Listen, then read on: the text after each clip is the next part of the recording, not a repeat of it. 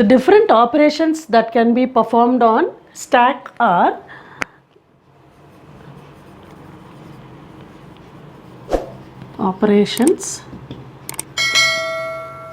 stack operations. First one is the function stack. This function checks whether the stack, it creates a new stack. It creates a new stack.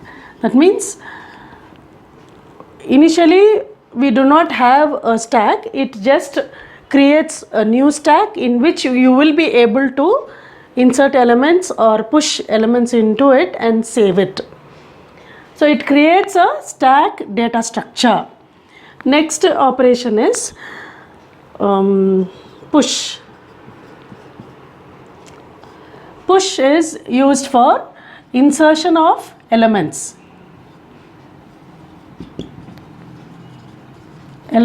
into stack, and it requires one parameter, that is item.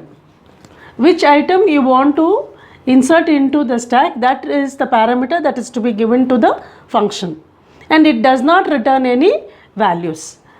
Third operation is pop.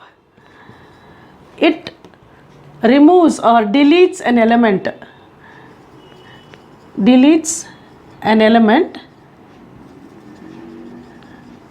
From the stack. It does not require any parameters, but it returns item. Then next operation is empty. This checks whether the stack is empty and returns true or false value. That is called as Boolean constants. It returns true or false value, which is known as Boolean constants. And it does not require any parameter, but it returns a value, that is true or false. The last operation that you can do on stack is size. This function returns how many elements are there in the stack.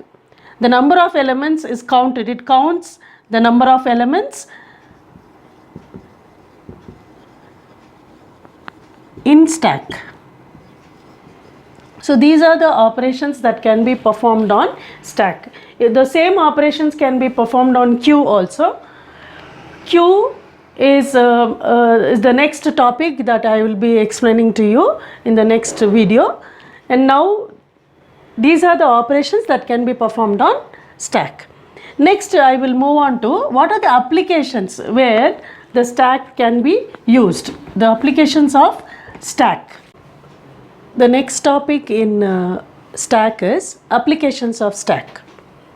Where stacks can be applied, where stack can be implemented. The stack data structure can be used for memory management in the computers. How to manage memory.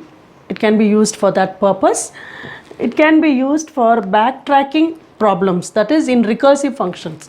In some of your classes you would have learnt about recursive functions. For example, to find x power n program, in that you will be calling the same power function n number of times. When we call the same function repeatedly again and again, then we call it as recursive function.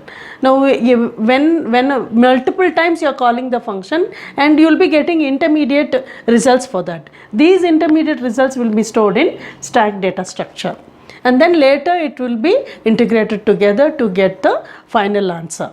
So that is stack data structure is useful in it.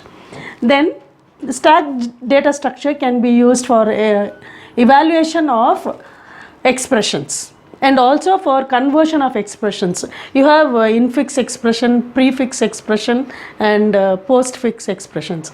These expressions can be evaluated using stack data structure. And stack data structure can also be used for undo and redo operations. We have this in editing of word processors or in any operations that we do. Whenever we do editing in C++ also, we have this operation in edit menu, undo and redo operation. So whatever operations that we have done already, it will be stored in the stack. When we redo it, or whenever you open a new page, you will be getting the new tabs on the top of the screen, and as you keep closing it, it's all popped up, or when you open it, it will be popped up from the stack only. So stack is used for backtracking as well as do and undo operations. And stack data structure can also be used for parenthesis matching in expressions, which is very important operation that we do in mathematical expression evaluations. So these are the applications where, some of the applications where the data structure stack can be used. So with this, I'm completing the topics that is related to stack. We have done push pop operations, then the different operations that can be done on the stack I just explained, and then the applications of stack. So with this, I am concluding the stack data structure explanation.